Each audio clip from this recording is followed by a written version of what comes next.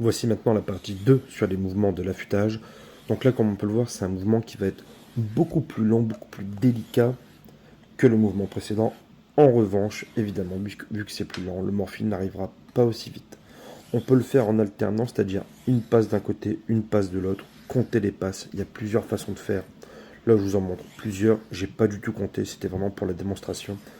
L'important, c'est de retenir que le morphile, c'est la base. Donc soit vous faites qu'un côté, vous attendez le morphile en faisant ce mouvement actuellement, et ça va fonctionner.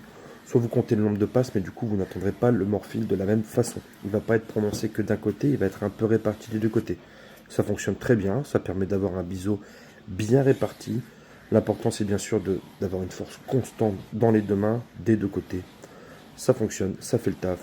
Personnellement, je préfère la méthode qui est un peu avant, puisqu'elle est plus agressive, surtout, voilà, celle qu'on voit actuellement, surtout sur la pierre 400, où il y a beaucoup à retirer au tout début. Au moins, on est agressif, on est rapide, on est efficace, le morphile arrive tout de suite. C'est un peu moins délicat, un peu moins précis. Voilà, évitez surtout de faire cette méthode-là, faire des gros W, j'ai envie de dire, faites-en des plus petits, ça vous fera aller beaucoup plus vite.